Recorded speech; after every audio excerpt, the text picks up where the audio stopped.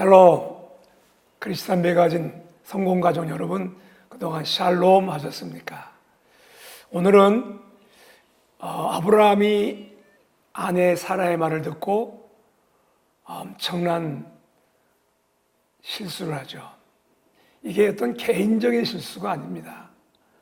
아브라함은 개인적인 실수 같지만 이것이 역사적으로 이스라엘 역사에 엄청난 영향을 미쳤습니다. 지금까지 그 영향이 미치고 있죠.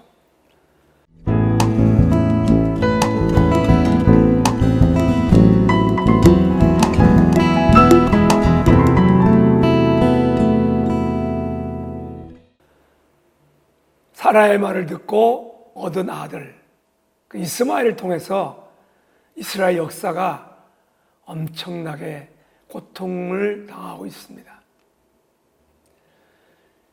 아브라함은 이스마엘 낳은 후 13년 동안 하나님과의 관계가 끊어집니다. 그래서 오늘 여기 17장에 16장, 17장 그 사이에서 아브라함이 이스마엘 낳은 때 나이가 86세였는데 다시 하나님이 아브라함이 나타나신 것은 99세였습니다. 그러니까 13년이라는 세월이 흘렀습니다. 아마도 이 13년은 아브라함 생애에서 가장 암흑기, 지옥과 같은 생애였을 것입니다. 그 14년 동안 아브라함은 엄청난 훈련과 또는 깨달음을 받은 기간이었을 것입니다. 그러나 하나님은 끝까지 아브라함을 버리지 아니하시고 다시 찾아오셨습니다. 그분이 바로 우리 하나님이셔요. 그리고 이렇게 말씀했죠. 너는 내 앞에서 행하여 완전하라. 이게 첫 번째 아브라함이 하신 말씀이에요. 13년 만에 오셔서 하신 첫 번째 말씀입니다. 내 앞에 행하여 완전하라. 여러분, 어떻게 우리 하나님 앞에 완전할 수 있습니까? 여기서 이 완전하란 말은 우리가 온전해지란 말은 아닙니다. 그 완전이라면 뭘 의미하고 있습니까? 내 앞에 행하여. 이 행한단 말은 뭐죠? 믿음이 있는, 행함이 있는 믿음. 생각만의 믿음이 아니고 실제적인 믿음. 아브라함은 하나님을 믿었지만 실제적인 믿음을 가지지 못했기 때문에 결국은 사라의 말을 듣고 하갈을 취해서 이스마엘을 얻는 결과를 가졌습니다. 그래서 하나님은 지금 아브라함이 뭘 요구하십니까? 네가 머리로만 생각으로 믿는 그런 믿음이 아니라 행함이 있는 믿음을 가져라. 내 앞에서. 내 앞에서 행하여 완전하라. 자, 그러나 이것은 어떤 단순한 행위를 말하는 것이 아닙니다. 그럼에도 주님은 하나님이 이렇게 말씀하시죠. 내 앞에서 행하여 완전하라는 말은 뭐죠? 9절에 보니까 그런즉 너는 내 언약을 지키고 내 후손도 대대로 지키라. 그것은 하나님과 언약을 맺는 것입니다. 그 언약을 맺고 지키는 것입니다.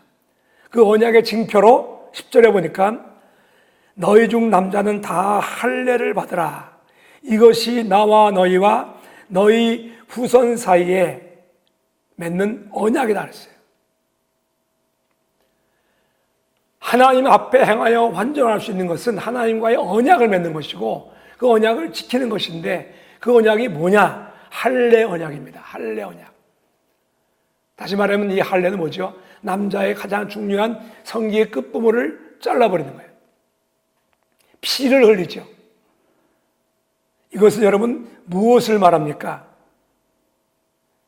가장 중요한 남자의 그 성기를 통해서 대를 이어가는, 생명을 이어가는 그 중요한 부분을 잘라버린다는 것은 뭡니까? 인간의 본성, 그것을 죽여버리고 그리스도 안에서 새로운 사람을 잇는 것을 말합니다. 그것은 난지 8일 만에 할례를 행하라 그랬죠. 이 8은 7+1, 새로운 시작, 새로운 삶, 그것을 의미하고 있습니다. 그래서 이 할례란 것은 육신적인 그 할례만을 말하는 것이 아니고 에베소 4장 22절에 보니까 너희는 유혹의 욕심을 따라 썩어져가는 구습을 쫓는 옛사람을 벗어버리고 할 때 이 번단 말이 뭡니까? 베어버리고 잘라버리고 그런 뜻입니다. 육으로 태어난 인간의 본성을 베어버리라는 뜻이죠. 이것이 하나님이 아브라함에게 요구하시는 내 앞에서 행하여 완전하라는 말씀입니다. 자, 이제 이스마엘은 육신을 통해서 아브라함의 육신을 통해서 태어난 아들입니다. 그런데 하나님은 이제 태어날 약속의 자식 이삭은 그 육신을 따라 나는 것이 아니고 새로운 양피를 베어버리고 새로운 하나님 앞에서 온전한 사람으로서의 아브라함을 통해서 할례받은 사람으로서 나오는 새로운 옛사람을 벗어버린 새 언약의 사람을 말하고 있습니다. 그래서 에베소 4장 23절 이하에도 오직 심령으로 새롭되어 하나님을 따라 의와 진리의 거룩함으로 지으신 받은 새 사람이 되라고 말씀하십니다. 그리고 하나님이 이렇게 말씀하시죠. 할례를 받지 아니한 남자 곧 그 양피를 베지 아니한 자는 백성 중에서 끊어지리니 그가 그 언약을 배반하였음이라. 이것이 하나님이 13년 만에 아브라함에 나타나서 하신 새로운 언약입니다. 양피를 벼라. 이것은 너와 나 사이의 새로운 언약이다. 피언약이다. 이 말을 듣고 아브라함은 어떡하죠? 그때 나이가 99세였어요. 근데 아브라함은 그 말씀을 듣고 이 아브라함이 하나님이 자기에게 말씀하신 대로 이날에 그 아들 이스마엘과 집에서 생장한 모든 자와 돈으로 산 모든 자, 곧 아브라함 집사람 중 모든 남자를 데려다가 그 양피를 베었으니 아브라함이 그 양피를 벤 때는 99세였고 그 아들 이스마엘이 양피를 벤 때는 13세였더라. 무슨 말입니까, 여러분? 아브라함은 이제 그 하나님의 약속을 믿고 99세의 나이에 양피를 베어버립니다. 그리고 그 아들 이스마엘에게도 13세가 된 이스마엘에게도 양피를 베어서 하나님 앞에 언약을 지키게 됩니다. 이후에 아브라함은 어떤 사람이 됩니까? 로마서 4장에 보니까 그가 100세나 되어 자기 몸에 죽을 것 같음과 사라의 태에 죽은 것 같음을 알고도 믿음이 약해지지 아니하고 믿음이 없어 하나님의 약속을 의심치 않고 믿음에 견고하여져서 하나님께 영광을 돌리며 약속하신 그것을 또한 능히 이루실 줄 확신하였으니 이러므로 이것을 저에게 의로 여기셨느니라. 아브라함의 진짜 믿음은 할례를 행한 후에 아브라함에게 진짜 믿음이 온 것입니다. 새 사람이 된 것입니다. 언약의 사람이 된 것입니다. 뿐만 아니라 하나님은 이제 아브라함에게 그의 이름도 바꿔줬죠. 넌 더 이상 아브람이 아니고 아브라함이 될 것이다.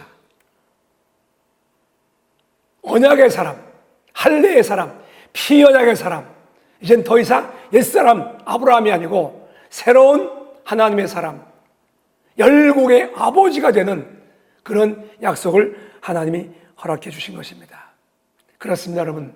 의인은 한 번도 넘어지지 않는 사람이 의인이 아닙니다. 이 세상에 의인은 한 사람도 없어요. 그러나 의인은 잠언 24장 14절에 보니까 의인은 7번 넘어질지라도 다시 일어나려니와 악인은 재앙으로 인하여 엎드러지느니라. 그렇습니다. 아브라함은 한 번 넘어졌습니다.